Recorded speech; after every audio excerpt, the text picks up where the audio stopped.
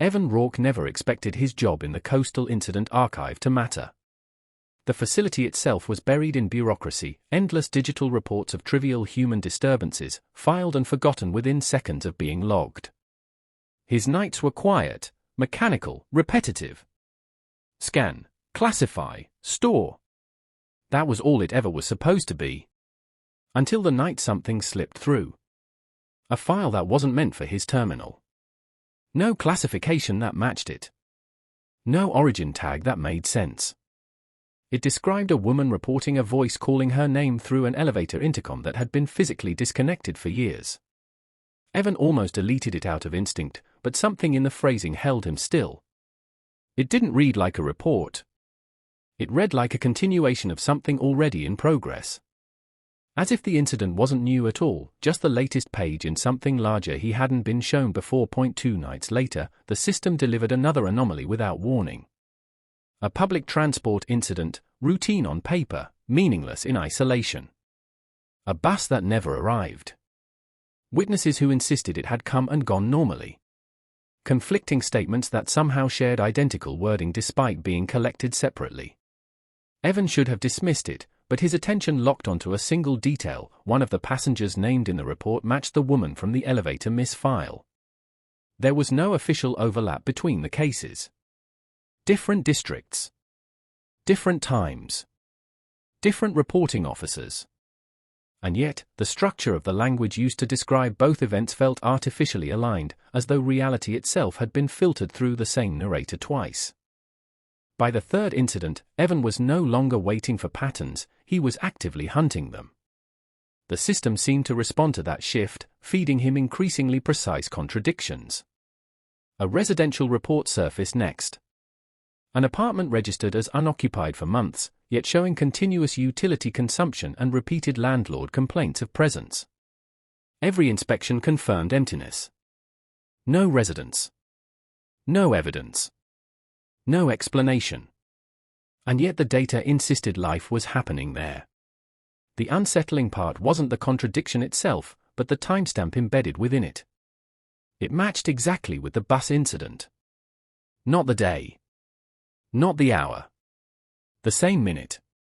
Evan leaned back from the screen, realizing this wasn't a coincidence chain forming, it was something synchronizing itself across independent events. What began as curiosity turned into compulsion.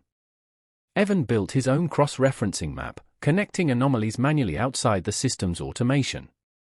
At first, the link seemed weak, shared phrases, repeated metaphors, identical sentence structures in unrelated witness statements. But the deeper he went, the more those weak links became structural. Different people describing different events began using the same impossible language, as if they had been exposed to the same experience without ever meeting. One phrase repeated across reports with disturbing consistency, it felt like it noticed me noticing it. No origin point. No author. Just emergence. The pattern was no longer in the events themselves. It was in the way the events were being remembered. Within a week, Evan identified what should not have existed, a cluster of unrelated incidents behaving as a single system. Power fluctuations in one district aligned with missing object reports in another.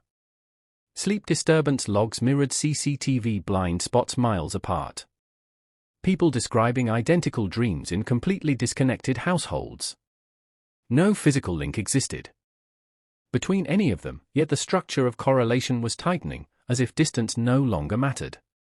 The more data he added, the more cohesive it became. It stopped looking like randomness forming patterns and started looking like patterns selecting randomness to present themselves through. When Evan escalated the findings, the response was immediate but dismissive. Statistically irrelevant. Human tendency to connect noise. Case closed. But the system itself began behaving differently around him afterward. Hidden fields appeared in older reports he had already reviewed, fields he had not been authorized to see before. One phrase began surfacing repeatedly across separate incidents, embedded where metadata should have been neutral. Observer referenced. Not a person. Not an entity. A condition attached to documentation itself. Evan's presence in the system was no longer passive. It was part of the structure shaping what he was allowed to see. The final file arrived without input, without request, without traceable origin. It was already linked to everything he had ever analyzed. At first, it appeared to be another incident report, structured, formatted, precise. But as Evan read it, he realized it wasn't describing strangers anymore. It was describing him. His routine. His timing. His hesitation patterns. Even the way he paused before opening certain files. At the bottom of the document, every connected anomaly collapsed into a single statement, connection stabilize when observed consistently. His screen refreshed without command, merging every file he had ever opened into one unified record. Then, for the first time, the system didn't present data. It waited. And in that waiting, Evan understood something terrifying, not that he had found the pattern, but that the pattern had finally found the one person looking at it long enough to become part of it.